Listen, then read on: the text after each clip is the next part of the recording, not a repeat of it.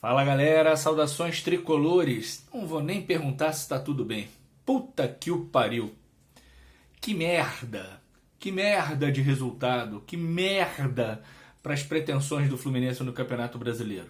Na verdade, com essa derrota por Curitiba, o Fluminense está eliminado, não tem nenhuma chance de ser campeão brasileiro, mas tem que continuar jogando sério, jogando firme, para garantir via brasileiro uma vaga na Libertadores do ano que vem, embora ainda tenha chance de ser campeão da Libertadores e assim garantir a vaga na Libertadores 2024.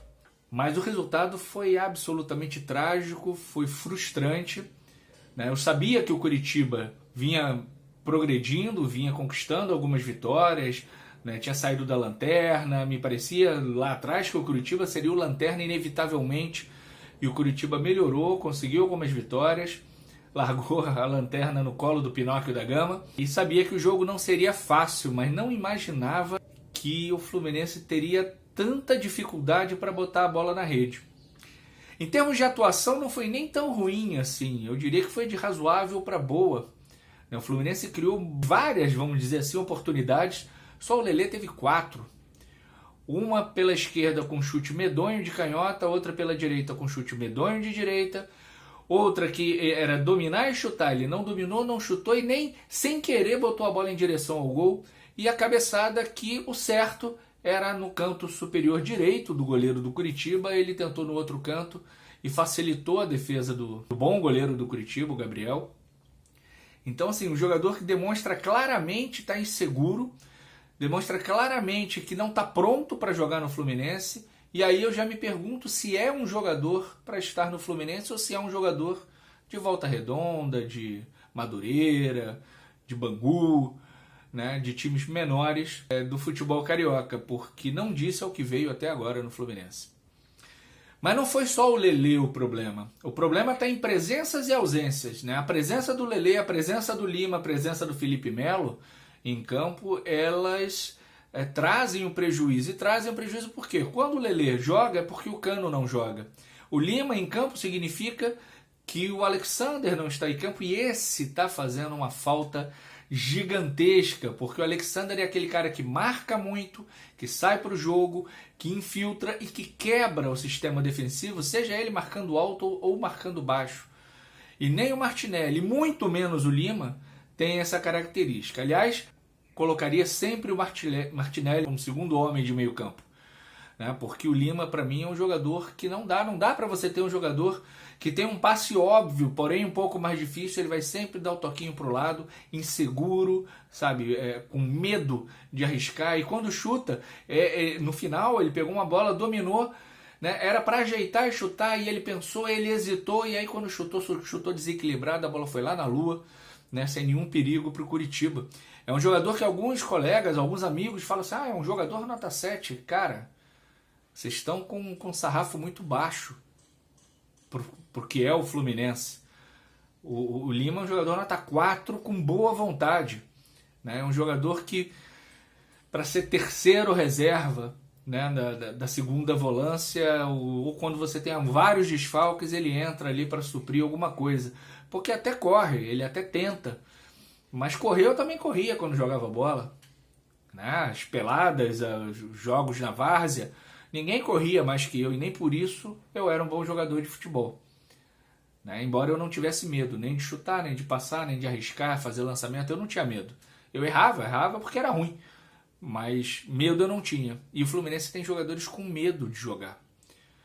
E não dá para ser assim. Então o Alexander, ele faz muita falta, assim como o Cano fez muita falta ontem. E a presença do Felipe Melo, por si só, pelo que foi o jogo de ontem, a gente dá para perceber. São 600 mil por mês, é o que dizem que ele recebe de salário, 7 milhões e 800 mil, incluindo o 13º por ano, fora encargos.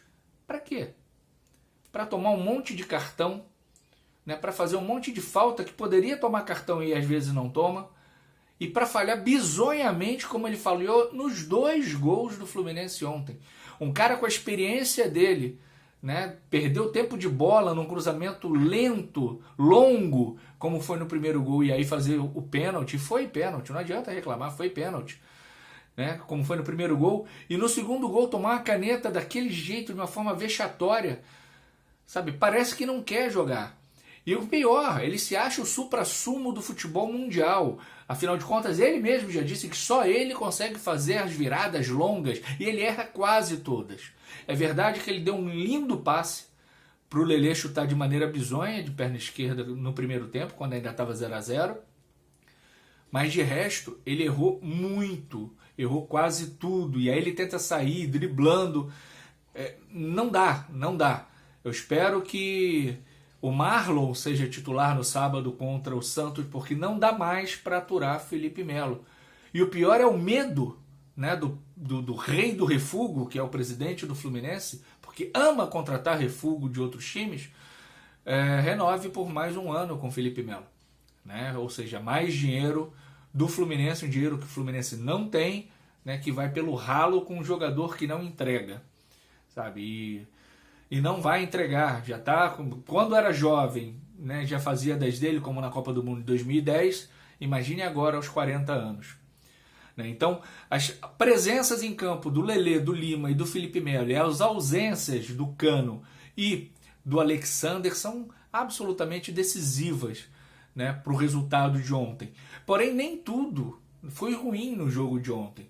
Né? Uma boa estreia do Diogo, né? Não foi espetacular, mas fez uma boa partida. O Léo entrou bem, o Johnny entrou atrapalhadão como sempre, mas lutando muito. O Daniel entrou muito bem.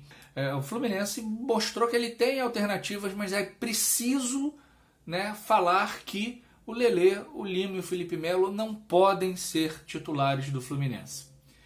O campeonato praticamente acabou em termos de título, mas em termos de briga pelo G4, pelo G6, ainda não, ainda está longe disso. Esse G6 que deve virar G8, né? Então até o sexto colocado talvez já entre direto na fase de grupos da Libertadores 2024.